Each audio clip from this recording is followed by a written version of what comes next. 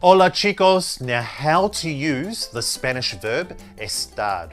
Now I recently got a request from a viewer just asking if I could do a video on the verb estar and just explain it a little bit more. And I thought that would actually be a great idea because when you think about it, what's one of the most common questions that most students always ask when they first start learning Spanish? When do I use the verb estar and when do I use the verb ser? Because in English, they both mean to be. Now today we're going to focus on the verb estar, so we're going to go through how to use the verb estar. More importantly, we're going to go through when to use the verb estar, and then I've got some exercises and examples for you, and then at the end of this you'll know exactly how and when to use the verb estar. Let's get into it. Vamos! The majority of the time we always use the verb estar, firstly, when we're talking about our emotions or how we feel at a specific moment. Por ejemplo, if someone asked you, how are you, or ¿cómo estás?, you could say, estoy bien, I am good. Or if you're a little tired, estoy cansado, so estoy cansado, I am tired. Or estoy triste, I am sad. Or if someone's pissed you off, estoy enfadado, I am angry. Next up, we always use the verb estar when we're talking about where we are in a specific moment. Por ejemplo, if someone called you over the phone asking where you are, you could say, estoy en la cocina. Estoy en la cocina, I'm in the kitchen. Or estoy en el restaurante. Estoy en el restaurante, I'm in the restaurant. Or estoy en la oficina. Estoy en la oficina, I am in the office. Before we continue, again, we use the verb estar when we're talking about our emotions or how we feel and where we are in a specific moment. Now, here are some mistakes that I personally used to make all the time. I used to say, estoy de Nueva Zelanda. Estoy de Nueva Zelanda. I am from New Zealand. But what is wrong with that?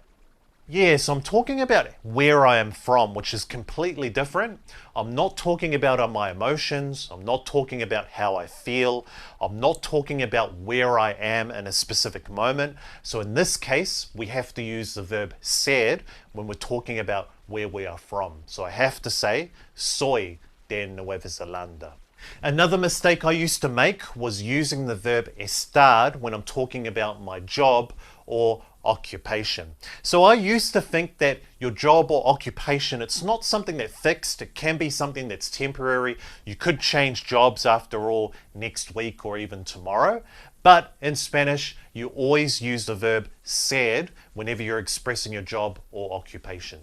Great, so now that we know when to use the verb estar, the next question is, how do we use the verb estar? Let's go through the conjugation. So we already went through some examples using the yo form. So I am, yo estoy, yo estoy. We already know the tú form as well. You are, estás. So tú estás. Now remember what I've previously said, when you first start learning Spanish, my recommendation would be, especially if you're like me, where you don't live in a Spanish-speaking country, my recommendation is just to really get comfortable with the yo form and the tú form of these verbs, because for the majority of the time you're mainly going to be speaking about yourself and the person that you're speaking with. Of course, once you get comfortable with that, then we can start playing around and using some examples in the other conjugations as well. Now some examples in the tú form. So estás bien, are you good? Or estás cansado, are you tired? Or if you're speaking on the phone to your friend and you want to ask where are they, ¿dónde estás? So ¿dónde estás? Where are you? Moving on, everyone, I've got some exercises coming up for you where you'll have the option of either using the verb estar or the verb ser. So your job is to figure out which verb you'd use.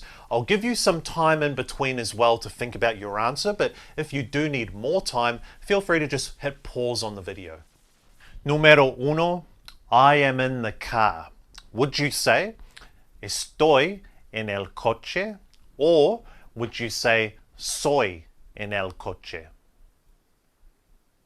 Awesome. So the answer is estoy en el coche. Why is that? Because we're talking about where we are.